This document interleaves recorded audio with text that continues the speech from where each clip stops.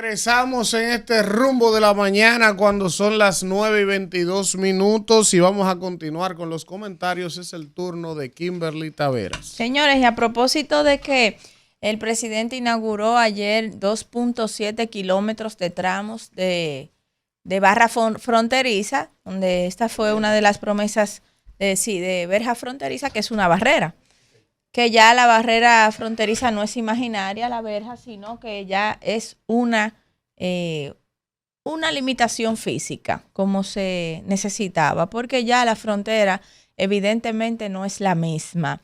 Y una serie de acontecimientos que han hecho que Haití, desde la muerte de Jovenel Moïse, que por cierto fue capturado, una persona que se presume como el principal responsable de la planificación de este magnicidio, fue arrestado ayer en un supermercado en Haití, y esta persona, que fue también miembro de un departamento importante del cuerpo de ética de la administración de Jovenel Moïse y que fue destituido deshonrosamente de su cargo por graves delitos que cometió,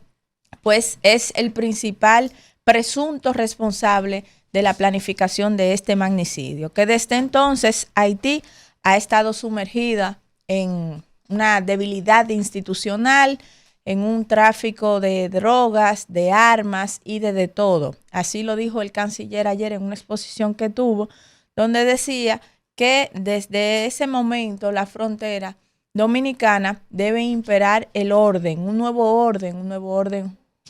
con justicia, un nuevo orden con igualdad, pero sobre todo donde se respete las instituciones y se pueda controlar el desorden que hoy está en Haití, que puede influenciar y que ya está influenciando en la República Dominicana. El presidente,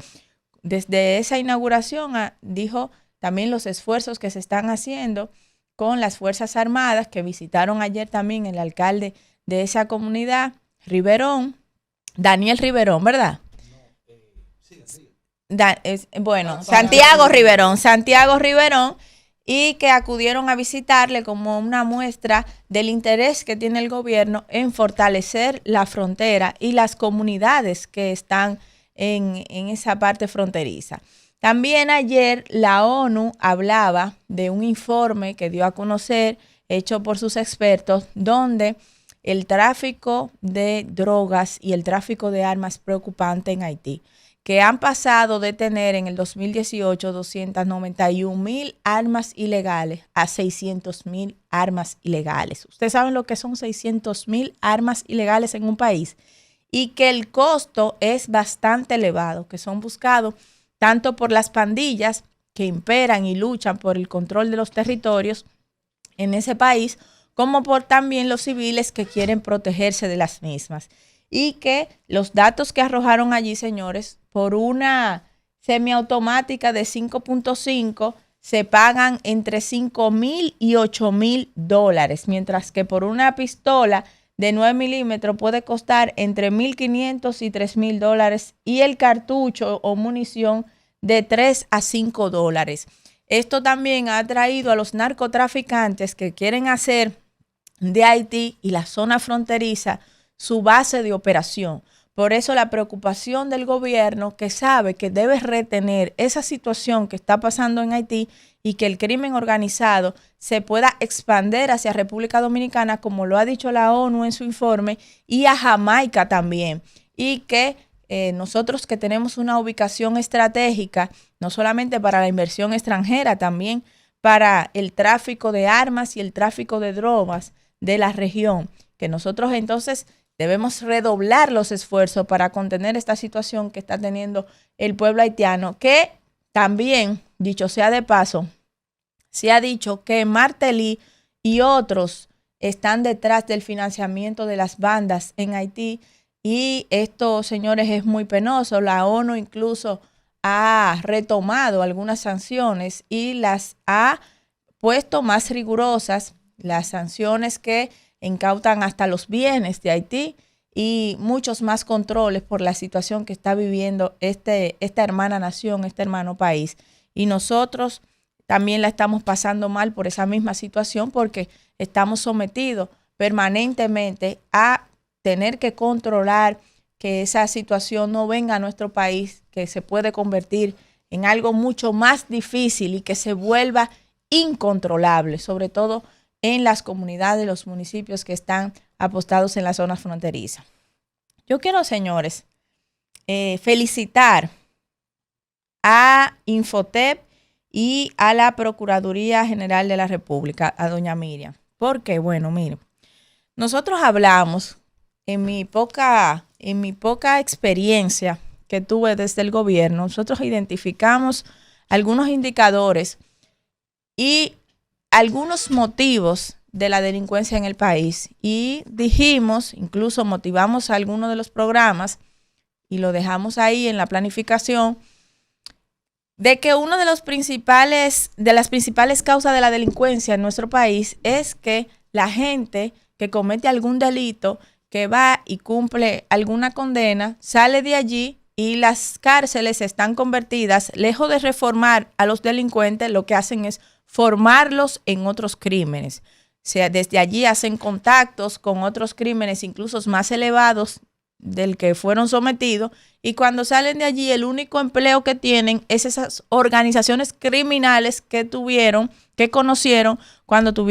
estuvieron cumpliendo condena, fuesen culpables o no, una medida de coerción o cual cosa fuere. Y yo decía que ese momento que pasaban en prisión debía ser aprovechado y que debía ser reformado y que luego que salieran de prisión incluso deberían ser acompañados por el Ministerio de la Juventud para ser colocados, el Ministerio de la Juventud y la Alcaldía como garante en las posiciones locales, con la formación, obviamente, que ganaran, que obtuvieran en el tiempo durante estuvieran cumpliendo su condena en los centros de reformación o los reformatorios o la cárcel del país, que deben ser centros de reformación. Bueno, pues ayer se graduaron más de 3,000 reclusos en diferentes áreas técnicas con el Infotep y la Finjus también intervino y la Procuraduría General de la República. Esto es importantísimo porque cuando usted le da a una persona una formación, un oficio que no sea delinquir, eso le da una validación social y eso le da la verdadera libertad a esos muchachos para insertarse de nuevo en la sociedad, que es lo que ha faltado. Esos son 3,000 menos delincuentes que vamos a tener atracando, robando, haciendo lo que fuere, ya sea para comer o para pagar un vicio. Esos son 3,000 menos y esos son 3,000 jóvenes más que vamos a tener, que van a estar integrados en la sociedad, que van a estar produciendo en el aparato nacional y que van a conducirse de ahora en adelante con entereza, si así lo quieren, porque la decisión ahora está en las manos de ellos, porque ya tienen una formación, ya tienen un oficio. Y eso, señores, hay que reconocerlo. Ojalá que desde el Ministerio de la Juventud, mi amigo Ninito, pues se le pueda dar seguimiento a ese programa que nosotros bautizamos como Protas, que iniciaba con un oficio y que finalizaba con un apadrinamiento a cada uno de esos jóvenes para que tras salir de la cárcel puedan insertarse en el mercado laboral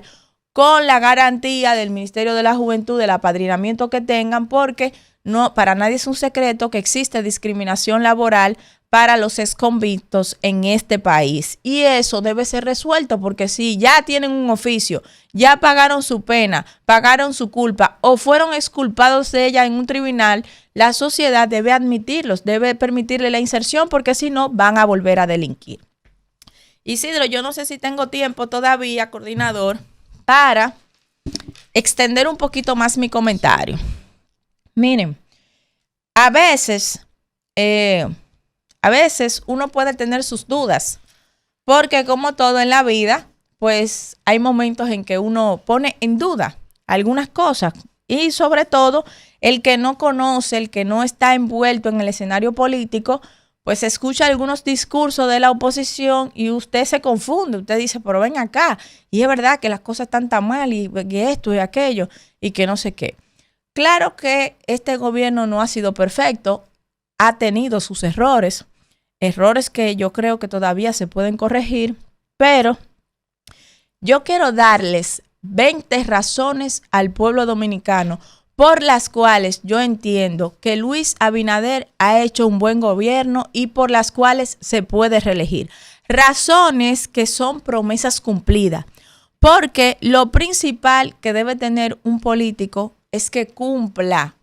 con las promesas que hace en campaña. Un gobierno que tiene 3 años y que ha tenido sus errores, es cierto, pero yo creo que ha tenido más acierto que errores. Y a continuación yo les voy a hablar de algunas promesas cumplidas que la oposición obviamente nunca va a resaltar, que solamente resalta los errores que comete el gobierno y a veces lo magnifica. Por ejemplo, aumentar el aporte de la tarjeta Supérate al doble, una promesa de campaña cumplida. Incorporar al doble de beneficiarios a este sistema de beneficios de la tarjeta Supérate. Ampliar el número de usuarios de SENASA. Creación de casas de acogida para mujeres en peligro para evitar los feminicidios. Otra promesa cumplida. Incrementar el número de centros de Infotep para formar a mayor cantidad de ciudadanos y profesionales técnicos. Construir una barrera fronteriza. Aumentar salarios a $500 a los policías. Otra promesa cumplida. Otorgar títulos de propiedad a campesinos y ciudadanos que tenían la posesión de esos terrenos de más de 50 y 60 años. Plan de vivienda a bajo costo y subsidiados también en el 60% por el gobierno. 43 kilómetros de cañadas construidas. Teleférico de los Alcarrizos, transporte escolar, fomento de las energías renovables, atracción de la inversión extranjera y la llegada de 10 millones de turistas al país, que evidencia un desarrollo integral del turismo, de los puertos y de la inversión extranjera para este sector. Reactivación de la zona franca, lo que ocasionó conjuntamente con otras medidas que el desempleo en el país se redujera al 4.7%. Aumento en 5,000 millones de pesos en los recursos destinados a la municipalidad, lo que ha ocasionado mejorar la calidad de vida de la gente en el lugar donde vive. 17 millones de metros cúbicos de asfalto colocados por el Ministerio de Obras Públicas en cada uno de los barrios del país. El remozamiento, la reconstrucción de muchas de las avenidas, de las circunvalaciones de nuestro país, que han mejorado evidentemente el tránsito por nuestras carreteras y la distribución logística.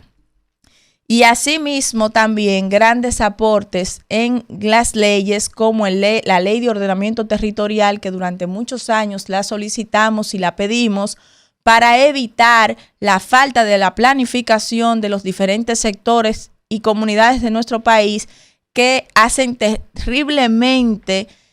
la llegada de los servicios municipales y gubernamentales a esos sectores que no han sido planificados.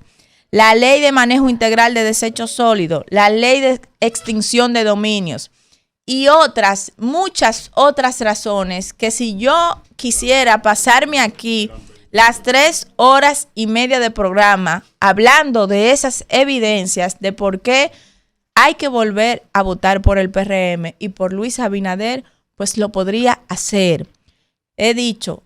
¿han habido errores? Sí, han habido errores, pero ahí tienen ustedes más de 20 razones que se pueden comprobar de obras que se han realizado, que fueron promesas en campaña y que ya en solo 3 años del gobierno, el presidente Luis Abinader, que está en permanente contacto con el pueblo dominicano, el único presidente que ha hablado personalmente cada semana a este país, que ha dado explicaciones y que incluso se ha pasado de escuchar a la gente, porque ha tomado decisiones incluso por lo que piensa la gran mayoría. Así que yo pienso que por todo esto y por mucho más, Luis Abinader va a pasarse 4 años más dirigiendo los destinos de este país. Gracias, Isidro.